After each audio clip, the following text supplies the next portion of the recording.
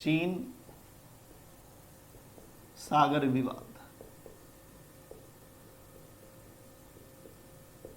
दक्षिण चीन सागर विवाद क्या मामला है?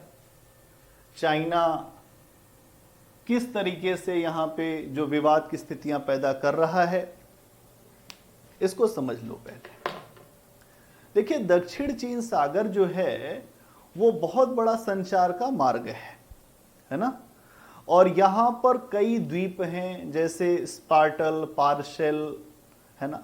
ये कई द्वीप हैं और इन द्वीपों पर चाइना जबरदस्ती नियंत्रण भी कर चुका है। पार्शेल पर, स्पार्टल पर नियंत्रण कर चुका है। इसके अलावा ये जब नियंत्रण करता है तो वहां पे कई देश हैं दक्षिण चीन सागर में। वियतनाम है, ब्रुनोई है, फिलीपींस है, मलेशिया है। ये सभी देश जो हैं चाइना के इस अतिक्रमणवादी रवैये से बहुत दुखी हैं। चाइना के इस अतिक्रमणवादी रवैये से ये जो अलग अलग छोटे छोटे द्वीपों पर वो अपना अधिकार जताता है, उससे ये सभी देश दुखी हैं। सभी देशों को ये लगता है कि अभी अगर हम लोगों ने विरोध नहीं किया तो कभी ऐसा भी दिन आएगा कि चाइना पूरे के पूरे देश पर अधिकार करने की बात करेगा। क्योंकि अगर आप प्रारंभिक स्तर पे किसी को नहीं रोकते हो तो बाद में उसका मन और बढ़ जाता है। यह आपने दूसरे विश्व युद्ध में देखा था। दूसरे विश्व युद्ध में प्रारंभिक चरण में हिटलर को रोकने का प्रयास नहीं किया गया ब्रिटेन के द्वारा, लेकिन धीरे धीरे वही महत्वाकांक्षाएं इतनी बढ़ गई कि पूरे विश्व को कीमत चुकानी पड़ी। तो यहां यह बात समझनी पड़ेगी कि ये जो छोटे छोटे द्वीपों में दक्षिण चीन सागर में चाइना अपना अधिकार करने का प्रयास करता है और अधिकतर पे अधिकार कर भी लिया है। ठीक है। इसके अलावा चाइना दक्षिण चीन सागर में हवाई पट्टी भी बना रहा है और ये हवाई पट्टी जो बना रहा है, इसका वो प्रयोग निश्चित रूप से अपनी सैन्य जरूरतों के लिए करेगा। जो दक्षिण चीन सागर के साथ साथ इस पूरे दक्षिण पूर्व एशिया, दक्षिण एशिया और पूरे विश्व के संतुलन के लिए खतरनाक स्थिति है। तो यहां इस बात को समझना पड़ेगा। और एक निर्णय भी आया था, एक इंटरनेशनल ट्रिब्यूनल का निर्णय आया था, अंतर्राष्ट्रीय अधिकरण का निर्णय आया था कि दक्षिण चीन सागर में ये जो चाइना अतिक्रमण कर रहा है, उस मामले को लेकर एक मामला लेकर गया था फिलीपींस। आप देखोगे कि फिलीपींस द्वारा जो है दक्षिण चीन सागर में चीन एक बात कहता है 9 डैश लाइन। 9 डैश लाइन ये क्या है? ये बहुत पुरानी, बहुत पहले की एक लाइन थी, जब ये नए नए देश जो आपको दिखाई दे रहे हैं उसके पहले की। और ये बहुत पुरानी लाइन के आधार पर चाइना ये बताने का प्रयास कर रहा है कि ये जो द्वीप हैं, ये सारी चीज़ें वो हमारे हिस्से रहे हैं और अब चूंकि हम वो सारे हिस्से लेने के लिए पुनः तैयार हो चुके हैं। तो 9 डैश लाइन जो है चाइना की पुरानी एक लाइन है जिसका वो हवाला देता है और उसी लाइन के हवाले से वो सभी द्वीपों पर अपना अधिकार और अपना एक वर्चस्व स्थापित करना चाहता है। ठीक है। इसी दावे को दरकिनार करते हुए फिलीपींस जो है इस मुद्दे को लेकर गया अंतर्राष्ट्रीय न्यायाधिकरण में। इंटरनेशनल जो ट्रिब्यूनल होता है उसमें लेके गया, जहां पे अंतर्राष्ट्रीय समस्याओं का समाधान किया जाता है, वहां लेकर गया और उस ट्रिब्यूनल ने फिलीपींस के पक्ष में निर्णय दिया कि जो चाइना अधिकार कर रहा है द्वीपों पर, अलग अलग स्थानों पर, ये बिल्कुल ही गलत है और चाइना को वो अधिकार छोड़ना पड़ेगा। और एक चीज ये भी कहा, स्पष्ट किया कि जो 9 डैश लाइन का विचार जो चीन दे रहा है वो अस्वीकार्य नहीं है। लेकिन इसके बाद भी चाइना ने इस अंतर्राष्ट्रीय जो ट्रिब्यूनल है, इंटरनेशनल ट्रिब्यूनल, उसके निर्णय को स्वीकार नहीं किया। तो आप इसे क्या मानोगे? चाइना की दादागिरी मानोगे जब अंतर्राष्ट्रीय प्राधिकरण का आप निर्णय स्वीकार नहीं कर रहे हो तो इससे आप क्या कहोगे? तो यहां इस बात को स्वीकार करना पड़ेगा, मानना पड़ेगा कि फिलीपींस जैसे देश इस मुद्दे को लेके गए, लेकिन चाइना के ऊपर कोई कुछ बात ही उसे नहीं समझ में आई। इसके अलावा दक्षिण चीन सागर पर अमेरिका का एक महाशक्ति है, जापान का, चूंकि जापान भी जानता है बहुत अच्छे तरह से अमेरिका का जापान का क्या अप्रोच है। देखिए, चीन ने जो दक्षिण चीन सागर में जो संचार मार्ग है उसको रोकने का प्रयास किया है, या रोकने का वो पूरी तरह से प्रयास करता है। वो एक रूट भी तय करता है कि इस रूट से आप निकलेंगे, इससे नहीं निकलेंगे। ये एक प्रकार से दादागिरी है दक्षिण चीन सागर में। और चीन के द्वारा एक जो विश्व जो नियमों के आधारित पे चलता है, या विश्व की जो नियमों पर आधारित व्यवस्था है, उसको तोड़ने का प्रयास किया जा रहा है। और इसके अलावा आप देखोगे कि ये अंतर्राष्ट्रीय विधियों का भी उल्लंघन है। जो अंतर्राष्ट्रीय विधि, इंटरनेशनल लॉ है, उसका भी उल्लंघन है। और भारत ने भी इस मुद्दे पर जापान और अमेरिका के साथ कदम से कदम मिलाकर इस बात को अपनी सहमति दी है कि यह बिल्कुल सही बात है कि चीन दक्षिण चीन सागर में नौवहन व्यवस्था, ये जो नौवहन की जो स्वतंत्रता है, उसको बाधित करने का प्रयास कर रहा है। ठीक है। इसके अलावा आसियान देश जो हैं, आप जानते हैं कि आसियान देशों में थाईलैंड हो गया, वियतनाम, वो जो आसियान देश हैं, जो दक्षिण पूर्व एशिया की एक बड़ी शक्तियां हैं, बड़े आर्थिक पावर हैं। आसियान देशों में आप देखोगे कि आसियान देशों में इस मुद्दे को लेकर, दक्षिण चीन सागर को लेकर दो प्रकार की विचारधाराएं काम कर रही हैं। कुछ तो बिल्कुल समझ गए हैं कि चाइना क्यों कर रहा है, और कुछ को चाइना आर्थिक लाभ देकर, कुछ उनको छूट देकर अपने पक्ष में करने का प्रयास कर रहा है। और ये अपने आप में एक समस्या का विषय है। तो दक्षिण चीन सागर में आपने ये अप्रोच देखे, ये प्रैक्टिस देखी चाइना की। भारत क्या करेगा? भारत का क्या अप्रोच होगा इस क्षेत्र में? आप देखोगे कि भारत, पहले हमारे पास जो पॉलिसी थी वो लुक ईस्ट की थी, पूरब की ओर देखो। अब हमने उस पॉलिसी को चेंज कर दिया है नई सरकार ने। अब कहा जा रहा है act east policy. Act east policy क्या है? इसके अंतर्गत भारत सरकार ये प्रयास कर रही है कि जो दक्षिण पूर्व एशिया के देश हैं, जिनके ऊपर चीन खास तौर से अपना जो प्रभुत्व स्थापित करने का प्रयास कर रहा है, उन देशों के साथ संबंधों को बेहतर किया जाए। जैसे सिंगापुर और वियतनाम, ताइवान,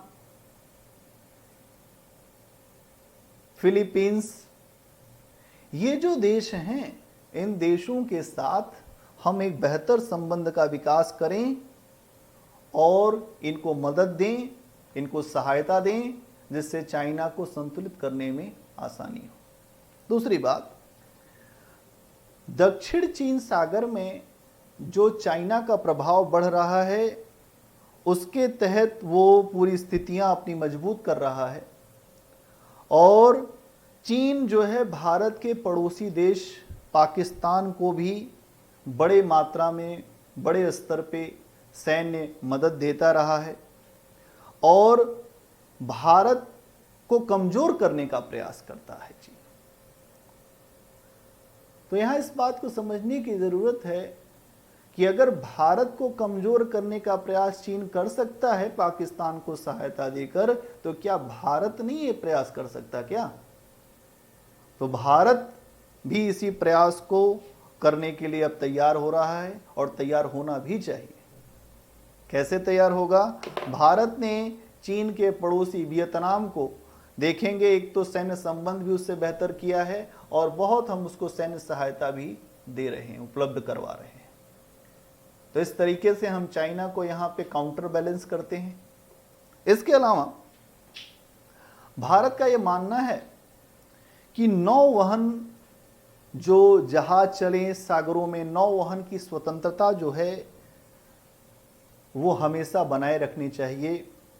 भारत का भी ये मानना है कि एक विश्व आधारित व्यवस्था होनी चाहिए, एक नियम आधारित व्यवस्था होनी चाहिए, और इसके साथ साथ ये विवाद जो हो रहा है दक्षिण चीन सागर में, ये चीन की एग्रेसिव जो पॉलिसी है उसका ही परिणाम है।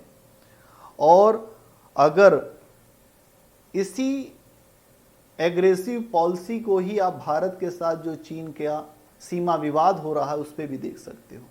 चीन हमेशा एग्रेशन दिखाता है, तो भारत का ये स्टैंड रहा है कि जैसे दक्षिण चीन सागर में चाइना जो है एग्रेशन दिखा रहा है, वैसे ही भारतीय सीमाओं पर भी चाइना एग्रेशन दिखा रहा है, चाहे वो लद्दाख में, चाहे वो गलवान घाटी हो, चाहे वो अनेक जो हिस्से हैं जहां पर चाइना से बॉर्डर लगता है, चाहे वो पाकिस्तान को प्रेरित करने का मामला हो, सभी जगह चीन जो है भारत के खिलाफ एग्रेशन का कार्य करता है। एग्रेशन, उसकी कार्रवाई एग्रेशन वाली दिखाई देती है। अगर हम इसके कंक्लूजन पे चलें तो हम देखेंगे कि दक्षिण चीन सागर का ये जो विवाद है, ये दोनों देशों भारत और चाइना के बीच में जो विवाद है वो तो है ही है। इसके अलावा ये एक अंतर्राष्ट्रीय स्तर का विवाद है जिसमें क्षेत्रीय और वैश्विक जो मुद्दे हैं उस पे भी भारत चीन के जो मत हैं वो मिलते नहीं हैं। भारत वैश्विक स्तर पे कुछ अलग बातें रखता है, चाहे आतंकवाद हो, चाहे वो विकासशील देशों का मुद्दा हो, चाहे वो अन्य मुद्दे हों। भारत अलग बात रखता है, चाइना अलग बात रखता है। क्षेत्रीय मुद्दा हो, दक्षिण चीन सागर का मुद्दा हो, भारत का विचार अलग है, चाइना का विचार अलग है। इसलिए ये दोनों शक्तियां जो एशिया में हैं, इनके मध्य एक प्रतिस्पर्धा है और ये प्रतिस्पर्धा आगे भी चलती रहेगी, क्योंकि दोनों ही देश एशिया की महाशक्ति हैं और एशिया की महाशक्ति के साथ साथ ये विश्व की भी बड़ी शक्तियां हैं। लेकिन एक चीज यहां समझने की जरूरत है कि कुछ वैश्विक कानून होते हैं, कुछ अंतर्राष्ट्रीय विधियां होती हैं, उनका पालन जो देश जितना बेहतर करेगा उसको विश्व में उतनी ही स्वीकार्यता मिलेगी। आज कोविड-19 के समय में विश्व में चीन के प्रति जो माहौल बना हुआ है, लोगों को एक सीख मिली है कि किस प्रकार के देश से कितना संबंध रखना चाहिए। भारत के लिए ये अपार अवसर का समय है। अगर भारत अपने आप को बेहतर स्थितियों में ले आए, एक अच्छा उत्पादक, एक अच्छे उत्पादन की स्थितियों को बनाए, अच्छे प्रोडक्ट बने, विश्व की ज़रूरतों के आधार पे बने, तो भारत जो है आने वाले समय में विश्व के एक जो महान देशों की श्रृंखला है उसमें खड़ा हो सकता है। भारत आज भी महान है, लेकिन आर्थिक आधार पर, सामरिक आधार पे अभी और रास्ते तय करने बाकी हैं। तो इसलिए हमें इस बात को समझना पड़ेगा। आज हमने जो बातें बताई, क्या आपको समझ में आ गई? हमने बताया दक्षिण चीन सागर विवाद, और दक्षिण चीन सागर विवाद में हमने कुछ बातें बताई हैं कि पहली चीज हमने बताई है कि ये अंतर्राष्ट्रीय संचार का मार्ग है जिसे चीन बाधित कर रहा है, बाधित कर रहा है। ठीक है। दूसरी चीज आप देखोगे यहां कि यहां पर कई द्वीप हैं, स्पार्टल,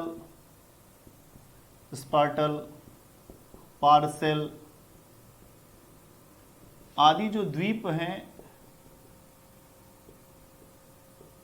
द्वीप पर गलत तरीके से, बैड प्रैक्टिस के द्वारा गलत तरीके से चीन अपना दावा कर रहा है, इसके अलावा आप देखोगे वो 9 डैश लाइन की बात करता है। ये एक पुरानी व्यवस्था की बात करता है, जिसके तहत वो कहता है कि सभी जो द्वीप हैं ये आसपास के, ये उसी के हिस्से रहे हैं, इसलिए इस पे अधिकार करने का उसका नैसर्गिक अधिकार है। तो ये पुरानी व्यवस्था को स्थापित करना चाहता है, जो उसकी, ठीक है, चाहता है। इसके अलावा इस मुद्दे को लेकर आप देखोगे और क्या है, यहां पर वो एक हवाई पट्टी का भी निर्माण कर रहा है, और ये हवाई पट्टी जो है सैन्य इसका इस्तेमाल होगा, सैन्य इस्तेमाल की संभावना है, इसकी सैन्य इस्तेमाल की संभावना है। और इसके अलावा आप देखोगे कि यहां पर दक्षिण चीन सागर में इस मुद्दे को लेकर अंतर्राष्ट्रीय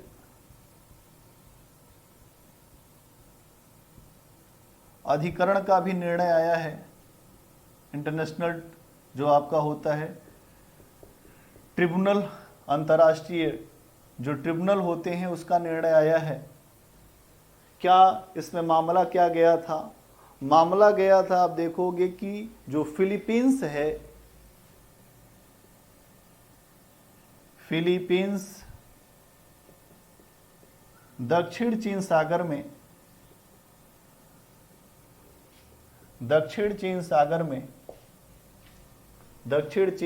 में चीन के बढ़ते प्रभाव को रोकने के लिए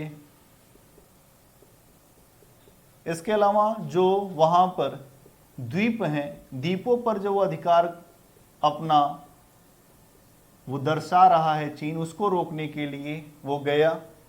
इसमें एक बात ये भी थी कि जो 9 डैश लाइन थी, इसका भी मामला यहां पर लेके गया। बाद में अंतर्राष्ट्रीय अधिकरण ने निर्णय दिया फिलीपींस के पक्ष में निर्णय आया, किंतु चीन ने स्वीकार नहीं किया। अब बताइए, दादागिरी है कि नहीं? स्वीकार नहीं किया। ठीक है। इसके अलावा ये इंटरनेशनल जो है ट्रिब्यूनल, इसने 9 डैश लाइन को भी 9,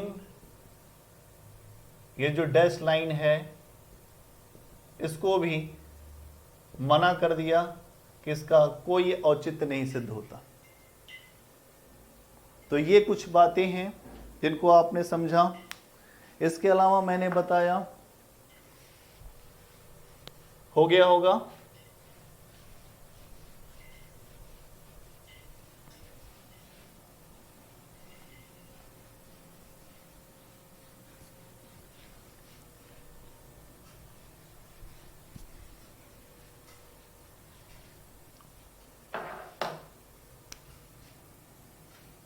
इसके बाद मैंने बताया कि दक्षिण चीन सागर के मामले पर अमेरिका और जापान का दृष्टिकोण क्या है। अमेरिका और जापान का दृष्टिकोण क्या है इस मामले पर। देखिए, समझिए कि अमेरिका क्या चाहता है। ये इनका मानना है कि समुद्री संचार मार्ग है, ये समुद्री संचार मार्ग को बाधित नहीं किया जाना चाहिए, बाधित नहीं किया जाना चाहिए, बाधित नहीं किया जाना चाहिए। समुद्री संचार मार्ग को बाधित नहीं किया जाना चाहिए और चीन नियम आधारित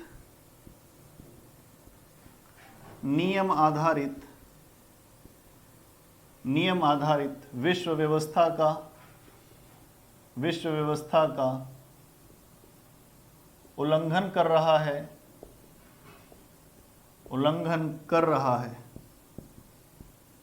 नियम आधारित विश्व व्यवस्था का उल्लंघन कर रहा है।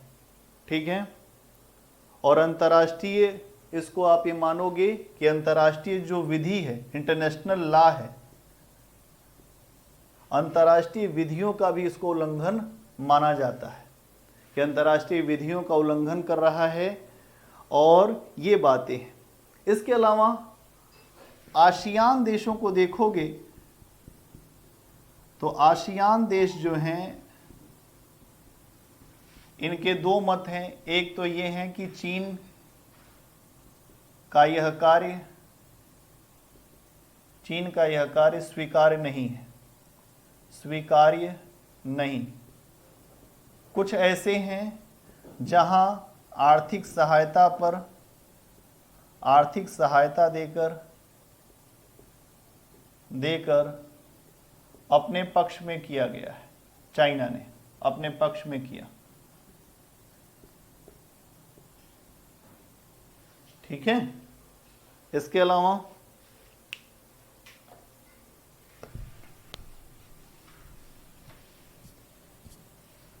अलावा आप देखोगे, ठीक है, भारत का क्या दृष्टिकोण है। भारत क्या रखता है अप्रोच इस पे। भारत का दृष्टिकोण देखो तो भारत का अप्रोच ये है कि एक्ट ईस्ट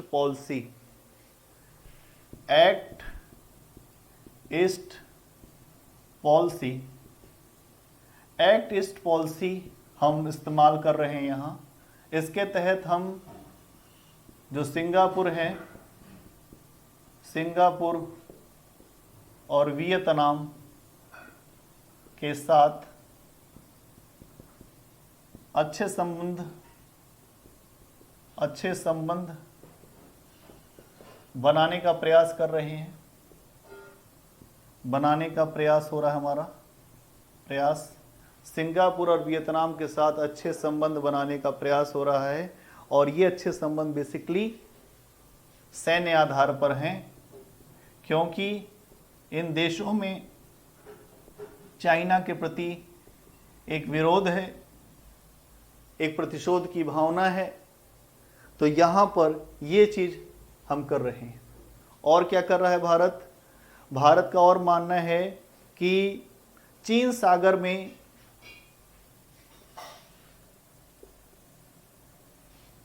ठीक है, इसके नीचे ही कर देते हैं।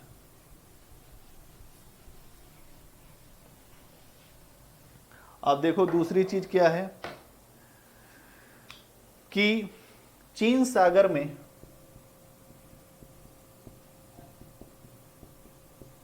जो दक्षिणी चीन सागर है, दक्षिणी चीन सागर में चीन अपनी स्थिति मजबूत कर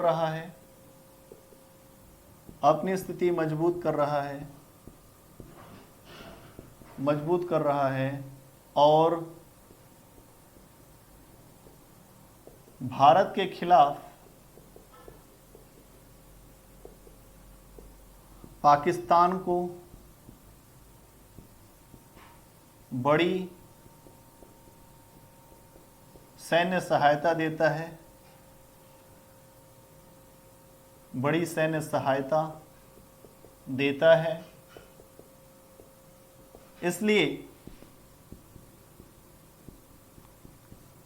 इसलिए हमें भी वियतनाम के साथ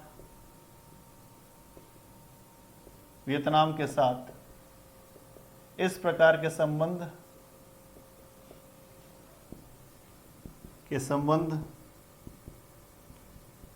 और विकसित करने होंगे,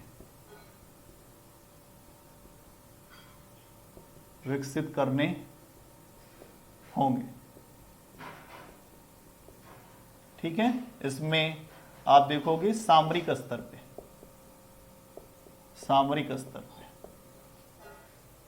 ठीक है। तो ये चीज आपको समझना पड़ेगा कि चाइना जिस तरह से दक्षिण चीन सागर में अपनी स्थिति मजबूत कर रहा है, प्लस भारत के खिलाफ पाकिस्तान को मजबूत कर रहा है, और उसी तरह से भारत को भी चाइना के खिलाफ वियतनाम को मजबूत करना पड़ेगा, ठीक है। इसके अलावा भारत ये कहता है कि समुद्री संचार बाधित नहीं होना चाहिए,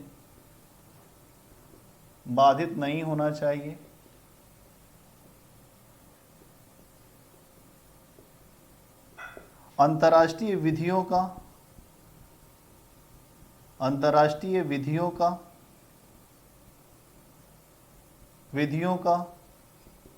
सभी देश पालन करें,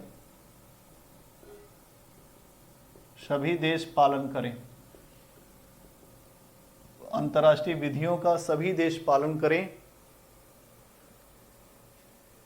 ठीक है। और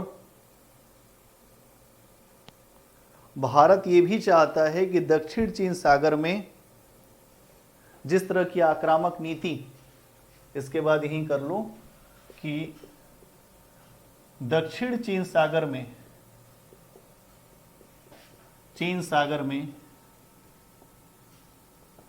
जिस प्रकार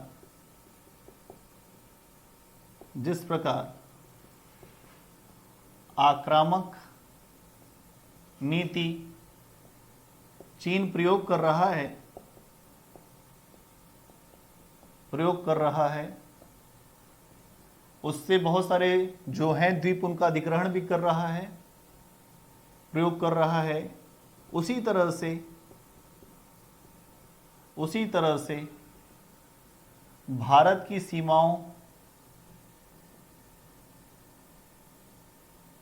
सीमाओं पर लगातार घुसपैठ करने का प्रयास करता है, जिसे विश्व समुदाय समझे,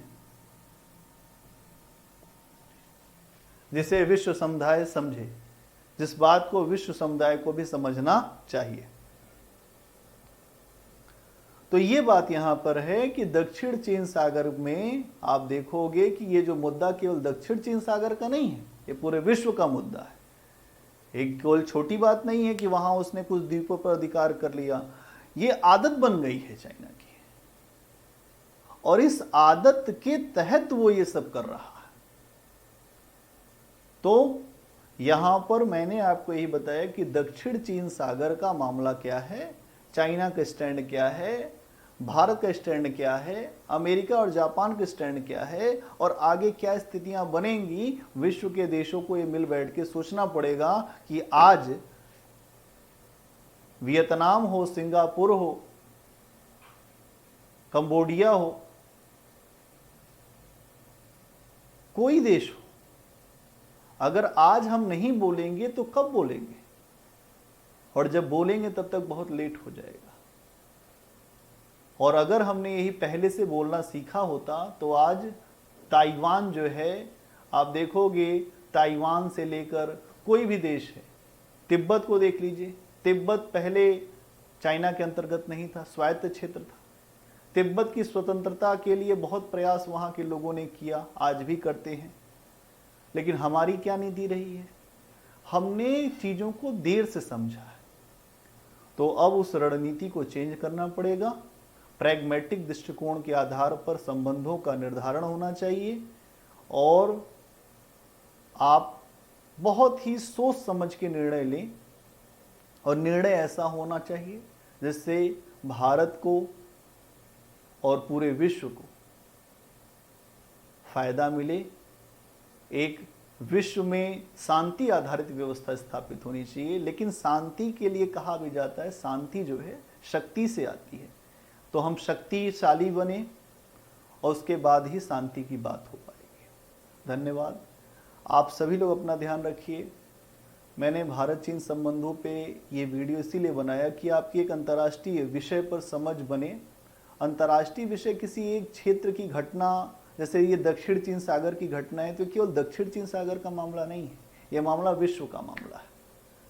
और अगर सभी देश इस पे अपनी समझ बनाएं, बैठें, बात करें, तो एक अच्छा निष्कर्ष निकल सकता है। और कोई भी देश जो विस्तार करना चाहे या इस तरह की जो बैड प्रैक्टिस से उसको करना चाहे, तो वो उसके ऊपर दबाव बनेगा और उसे रुकना पड़ेगा। धन्यवाद। आप सभी मेहनत करिए। मिलते हैं अगली क्लास में। Thank you.